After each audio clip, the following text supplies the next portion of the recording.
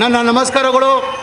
ಜೈ ಭೀಮ್, ಜೈ ಭೀಮ್, ಜೈ ಜೈ ಭೀಮ್. ಜರ ಜೋರಾಗಿ ಧ್ವನಿಯಲ್ಲಿ ಹೇಳಿ ಸರ್. ತಮಗೆಲ್ಲ ಗೊತ್ತೇ ಇದ್ದಂಗೆ 2014 ಕೇಂದ್ರದಲ್ಲಿ BJP ಸರ್ಕಾರ ಬಂದಾದ ಮೇಲೆ ನಮ್ಮ ರಾಜ್ಯದವರೊಬ್ಬ ಕೇಂದ್ರದ ಮಂತ್ರಿ ಆಗಿದ್ದರು ಅನಂತ್ ಕುಮಾರ್ ಹೆಗಡೆ ಅವರು ಒಂದು ಮಾತನ್ನು ಅಂದರು. ನಮ್ಮ BJP ಸರ್ಕಾರ ಬಂದಿರೋದೇ ಸಂವಿಧಾನ ತೆಗಿಯಕ್ಕಂತ ಅವ್ರು ಹೇಳಿರೋದು ತಮಗೆಲ್ಲ ಗೊತ್ತಿರೋದು. ಇವತ್ತು ಬಾಬಾ ಸಾಹೇಬ್ ಅಂಬೇಡ್ಕರ್ ಸಂವಿಧಾನ ಕೊಟ್ಟಿಲ್ಲ ಅಂದರೆ ನೀವು ಅಲ್ಲಿ ಕೂರೋಕ್ಕಾಗ್ತಾ ಇಲ್ಲ, ನಾನು ಇಲ್ಲಿ ನಿಲ್ಲಕ್ಕಾಗ್ತಾ ಇಲ್ಲ. ಬಾಬಾ ಸಾಹೇಬ್ ಅಂಬೇಡ್ಕರ್ ಕೊಟ್ಟಿದ್ದ ಸಂವಿಧಾನಕ್ಕೋಸ್ಕರ ನಾವೆಲ್ಲ ಇಲ್ಲಿ ಸೇರೋದು. ಹಾಗಾಗಿ ನಮ್ಮ ಕರ್ತವ್ಯ ಆಗ್ತಾ ತಾನೆ ಜೋರಾಗಿ ಜೈ ಭೀಮ್ ಹೇಳೋದು. ಜೈ ಭೀಮ್, ಜೈ ಭೀಮ್, ಜೈ ಜೈ ಭೀಮ್.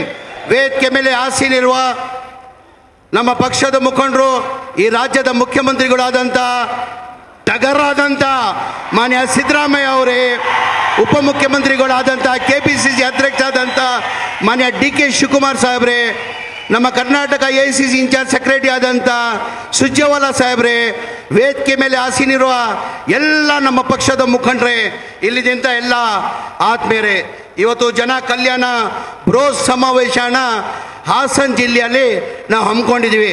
ಇಷ್ಟು ದೊಡ್ಡ ಮಟ್ಟದಲ್ಲಿ ಕನಿಷ್ಠ ನನ್ನ ಅನಿಸಿಕೆ 2.5 ಇಲ್ಲ 3 ಲಕ್ಷ ಜನ, ಅದಕ್ಕಿಂತ ಹೆಚ್ಚಾಗಿ 2 ಪಟ್ಟು ಜನ ಆಚೆ ಇದ್ದಾರಂತ ಮಾನ್ಯ ಪೊಲೀಸ್ ಇಲಾಖೆಯವರು ಹೇಳಿದ್ದೀರಾ.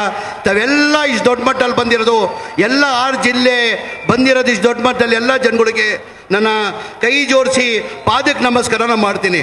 ತಮಗೆಲ್ಲ ಗೊತ್ತೇ ಇದ್ದಂಗೆ ನನ್ನ ಅನಿಸಿಕೆ ಈ ಜನಸಾಗರ ನಾನು 2022 ಕೊನೆಯಲ್ಲಿ ಸಿದ್ದರಾಮಯ್ಯ ಉತ್ಸವ ಆದಮೇಲೆ ಇಲ್ಲೇ ನಾನು ನೋಡಿದ್ದು ಜನ ಅಂತ ಹೇಳಕ್ಕೆ ಬಯಸ್ತಾ ಇದ್ದೀನಿ. ನಾನು ದಯಮಾಡಿ ಹೆಚ್ಚಾಗಿ ಮಾತಾಡೋಕೆ ಹೋಗಲ್ಲ, ಏನಕ್ಕೆ ಭಾಳ ಕಾತರಿಂದ 3 ಗಂಟೆ ಆಗಿದೆ, ತಾವೆಲ್ಲ ಯಾರು ಊಟ ಮಾಡಿಲ್ಲ, ತಾವೆಲ್ಲ ಭಾಳ ಕಾತರಿಂದ ನಮ್ಮ ನಾಯಕರಾದಂಥ ಟಗರಾದಂಥ ಸಿದ್ದರಾಮಯ್ಯ ಅವ್ರ ಮಾತು ಕೇಳೋಕ್ಕೆ ತಾವು ಕಾಯ್ತಾ ಇದ್ದೀರಾ.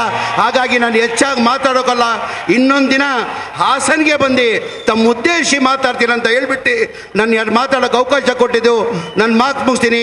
ಜೈ ಹಿಂದ್, ಜೈ ಕರ್ನಾಟಕ, ಜೈ ಕಾಂಗ್ರೆಸ್.